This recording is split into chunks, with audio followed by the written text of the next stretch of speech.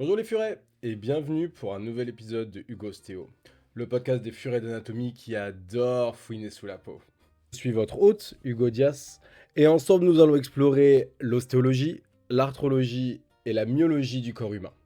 Allez, on démarre l'épisode du jour.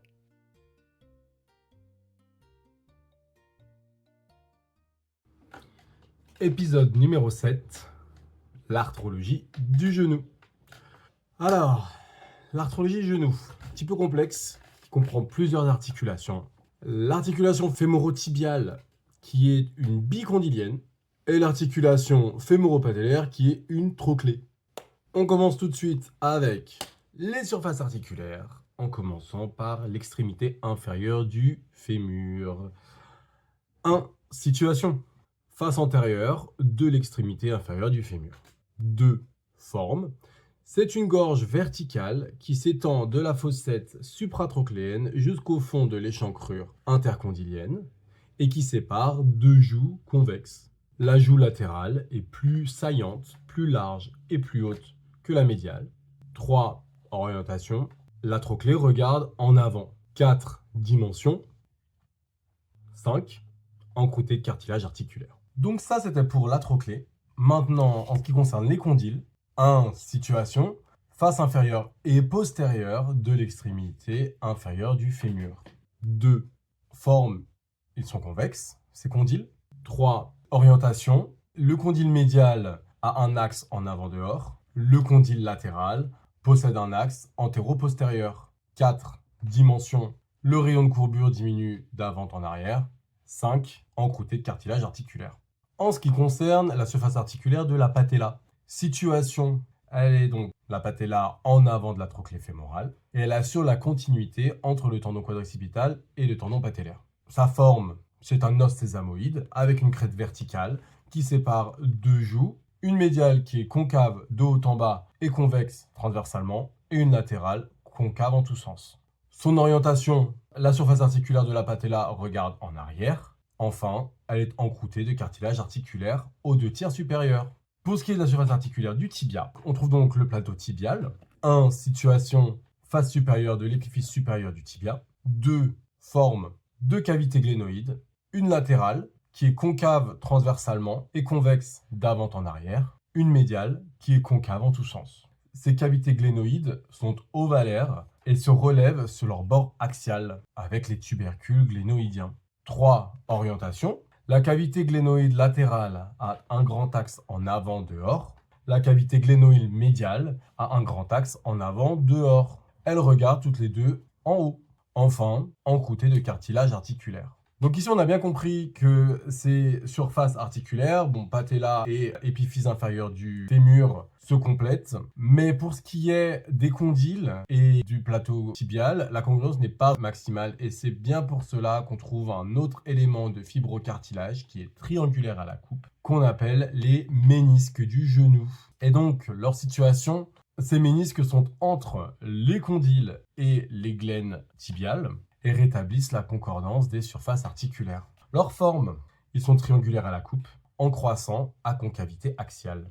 Ils possèdent donc trois faces, puisqu'ils sont triangulaires. La face supérieure concave, qui est articulaire avec le condyle. La face inférieure qui repose sur le bord de la glène. Et la face périphérique où adhère la capsule. On a également un bord axial, qui est concave vers le centre, puis deux cornes, une antérieure et une postérieure. Les cornes antérieures sont reliées entre elles par le ligament transverse des ménisques. Afin de rentrer un petit peu plus dans les détails concernant ces ménisques, on va commencer par leur caractère particulier. Et en effet, le ménisque latéral est dit fermé en forme de O. Il possède une corne antérieure qui se situe sur la surface interglénoïdienne antérieure, en avant du tubercule glénoïdien latéral, en arrière et en dehors du ligament croisé antérieur. Il possède également une corne postérieure sur la surface interglénoïdienne postérieure, en arrière du tubercule glénoïdien latéral, en avant du ligament croisé postérieur.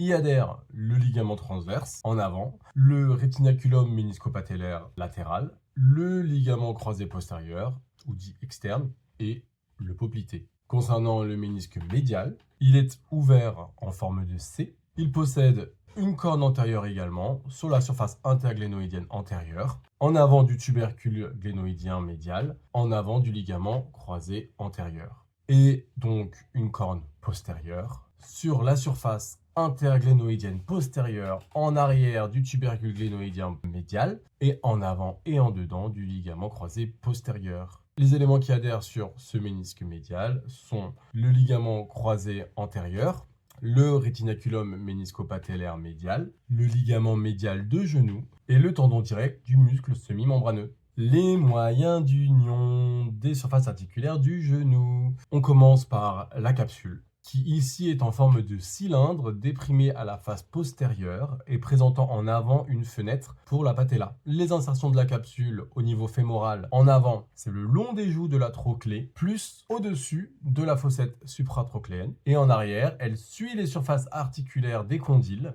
et elle va jusqu'au fond de l'échancrure intercondylienne. Sur les côtés, donc latéralement, elle suit le bord supérieur de la gouttière supracondylienne, face sous-cutanée des condyles. Les insertions de la capsule au niveau du tibia, c'est donc au pourtour du plateau tibial, sauf en arrière, où elle suit le bord axial des glènes. Le ligament croisé antérieur et le ligament croisé postérieur sont intracapsulaires, mais extrasynoviaux, car rien ne s'insère dans la synoviale. La capsule s'insère sur la face périphérique des ménisques. Les insertions de la capsule sur la patella, c'est donc au pourtour de la surface articulaire, sauf en haut, laissant 2-3 mm libres sur la base. Cette capsule s'épaissit en arrière pour former ce qu'on appelle la coque condylienne. Deuxième moyen d'union, la synoviale, qui s'insère au pourtour des surfaces articulaires. Elle tapisse la face profonde de la capsule et elle forme un cul-de-sac sous-quadricipital.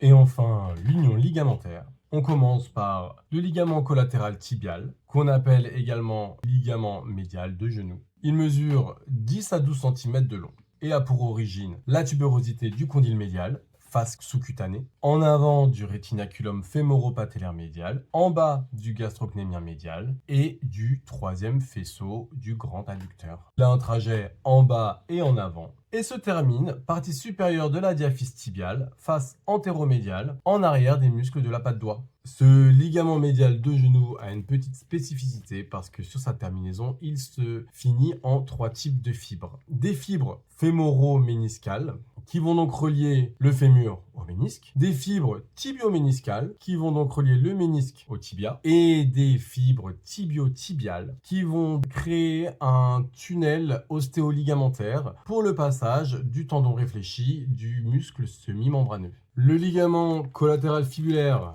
également appelé ligament externe de genou, il mesure 5 à 6 cm de long et il a pour origine la tuberosité du condyle latéral, face sous-cutanée, en avant du rétinaculum fémoro-patellaire latéral, en haut du poplité et en dessous du gastrocnémien latéral. Donc c'est vraiment l'inverse du ligament interne pour son origine. Son trajet est en bas et en arrière. Sa terminaison, c'est le versant latéral de la tête fibulaire dans la concavité du biceps fémoral. Les ligaments croisés, qui se trouvent dans l'échancrure intercondylienne, sont croisés dans le plan frontal et sagittal. Ils sont intracapsulaires mais extrasynoviaux. On trouve en premier le ligament croisé antérieur, qui a donc pour origine la surface pré-spinale du plateau tibial, entre les cornes antérieures des ménisques. Il a un trajet en haut, arrière, dehors, et se termine sur la surface verticale et postérieure de la face axiale du condyle latéral. Le ligament croisé postérieur, il a pour origine la surface rétrospinale du plateau tibial, derrière l'épine, derrière les cornes postérieures des ménisques. Il a un trajet en haut, avant, dedans, et se termine sur la surface horizontale et antérieure de la face axiale du condyle médial. Enfin, afin de maintenir ce genou vraiment fermement, en plus de l'union ligamentaire, on a aussi ce qu'on appelle un plan fibreux. À vrai dire, on en a deux. On a un plan fibreux antérieur, premièrement qui est donc profond, dont les fibres se confondent avec la capsule, formé par les rétinaculums fémoro-patellaires et les rétinaculums ménisco-patellaires. Puis un plan moyen, dit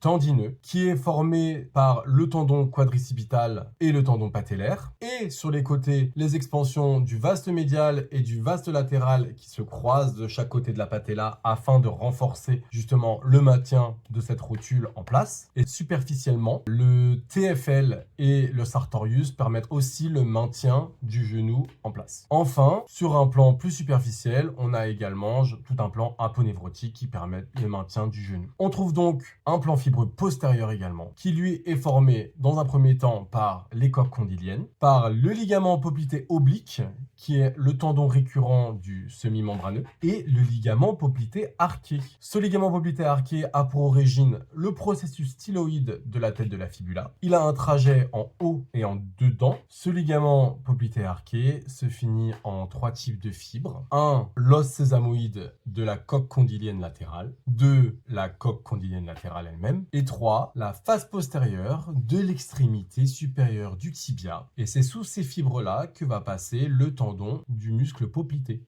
Merci beaucoup d'avoir écouté jusqu'au bout. Que tu sois étudiante en médecine, passionnée de sciences ou juste furée curieuse et que l'épisode t'a plu, ça m'aiderait beaucoup si tu pouvais lui donner quelques petites étoiles, que tu le partages pour le rendre visible, parce que l'algorithme est très sévère par ici. Tu peux soutenir le podcast Ugostéo directement sur Tipeee.